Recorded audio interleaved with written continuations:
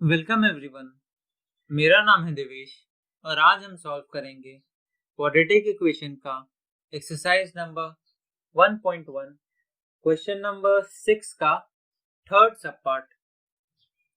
The distance between two stations is 300 kilometre, यानी कि हमारे पास दो स्टेशन है और इन दोनों स्टेशन के बीच का दूरी है 300 किलोमीटर्स।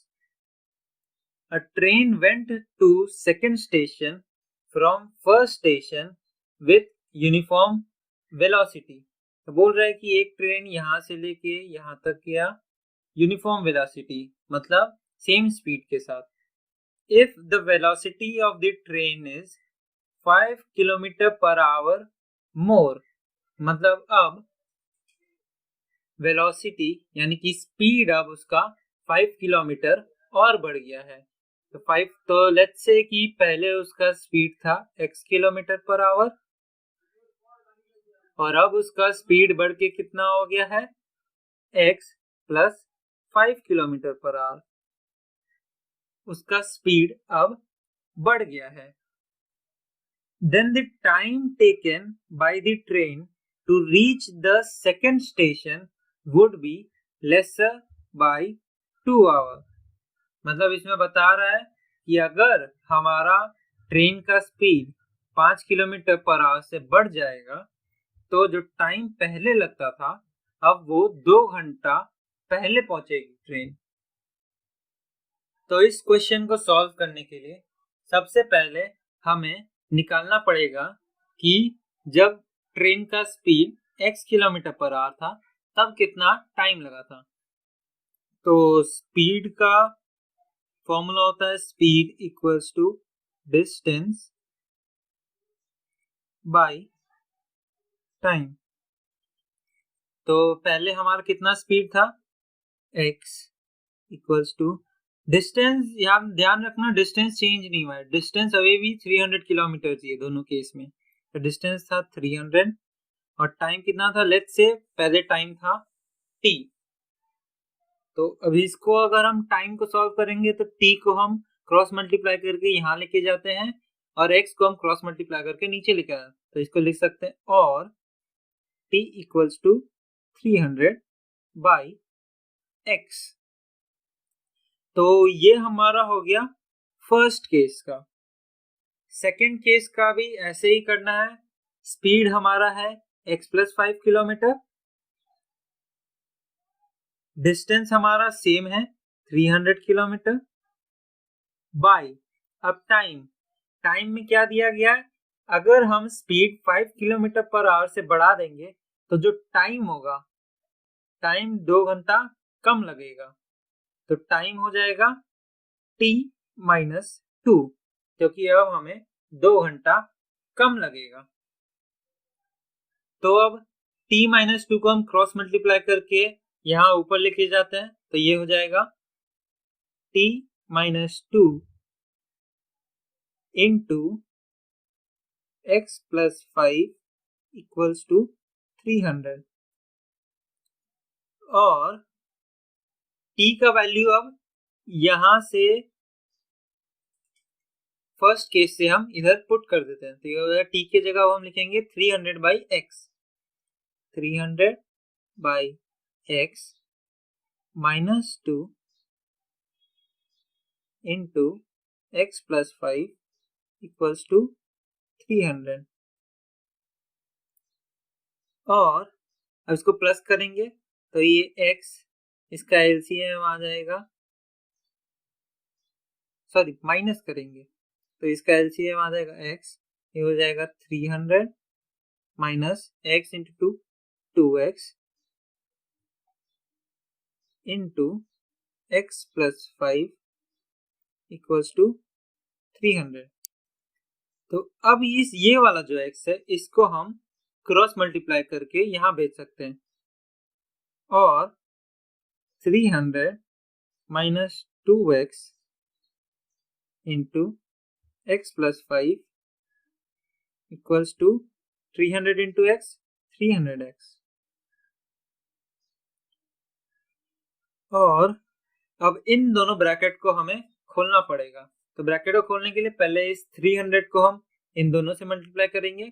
तो 300 इंटू एक्स 300x, 300 इंटू 5 तो प्लस 1500। अब माइनस 2x इंटू एक्स तो ये हो जाएगा minus 2x square and minus 2 into plus 5 तो प्लस माइनस हो जाएगा minus and 2 into 5 10x equals to 300x। अब इन सब को हम राइट हैंड साइड की तरफ लेके चले जाते हैं। तो यहाँ कितना बचेगा 0 इक्वल्स टू माइनस 2x उधर जाके हो जाएगा 2x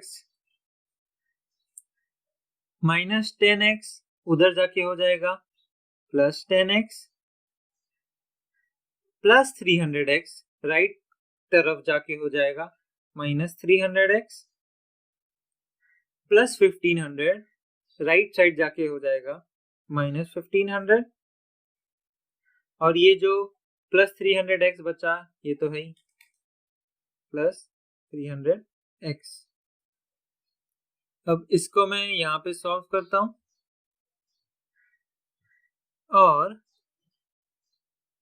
2x स्क्वायर। अब यहाँ पे देखो माइनस 300x प्लस 300x ये minus 300x plus 300x cut जाएगा तो ये बचेगा 2x square plus 10x minus 1500 equals to 0।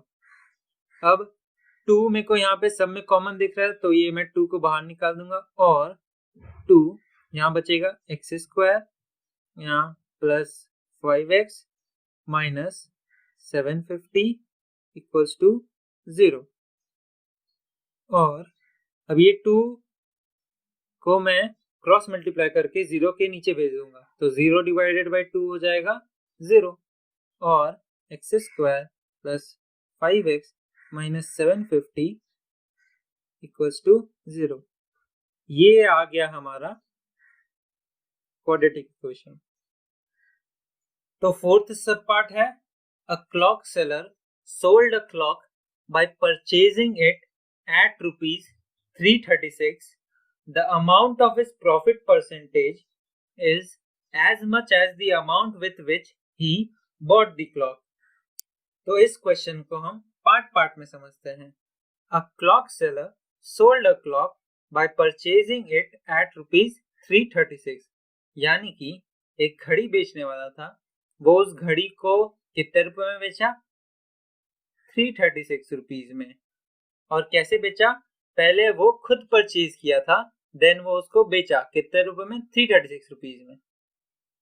तो वो कितने रुपए में खरीदा तो क्योंकि हमें उसका पता नहीं है कि वो कितने रुपए में खरीदा उसको हम लेट्स से जो उसका कॉस्ट प्राइस जो उसको पड़ा उसको हम पकड़ लेते हैं x एंड वो कितने रुपए में बेचा तो वो हो जाएगा हमारा सेलिंग प्राइस वो हो जाएगा 336 रुपीज।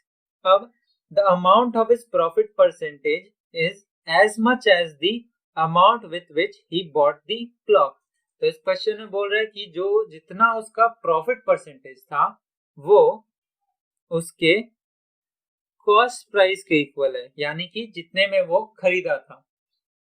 तो प्रॉफिट परसेंटेज निकालने के पहले हमें तो उसका प्रॉफिट निकालना पड़ेगा। तो प्रॉफिट हो जाता है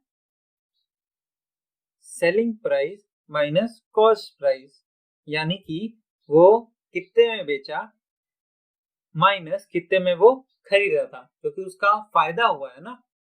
तो सेलिंग प्राइस है 336 माइनस क्रॉस प्राइस मतलब कितने में वो खरीदा था। तो ये आ गया हमारा प्रॉफिट। अब प्रॉफिट परसेंटेज का फॉर्मूला होता है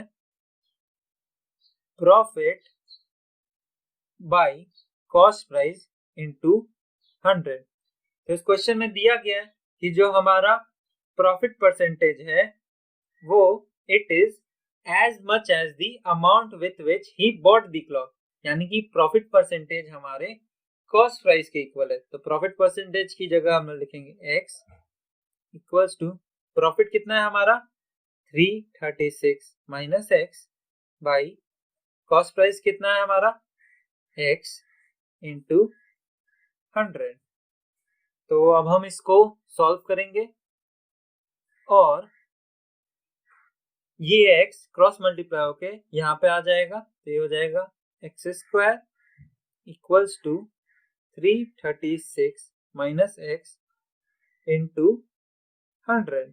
तो 100 हम ब्रैकेट के अंदर लेके चले जाएंगे और x square equals to 336 into 100 33600 minus 100 into x 100x और इन वैल्यू को हम लेफ्ट साइड लेके आ जाएंगे। तो एक्स स्क्वायर माइनस 100x यहाँ के हो जाएगा प्लस 100x, क्योंकि जब इक्वल्स टू के लेफ्ट साइड से राइट साइड अगर हम लेके जाते हैं या राइट साइड से लेफ्ट साइड लेके जाते हैं तो साइन चेंज हो जाता है।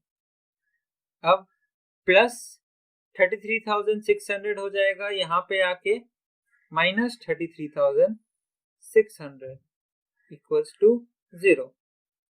तो ये आ गया हमारा क्वाड्रेटिक इक्वेशन। तो ये क्वेश्चन यहीं पे खत्म होता है। मिलते हैं आपसे नेक्स्ट वीडियो में नेक्स्ट क्वेश्चन के साथ।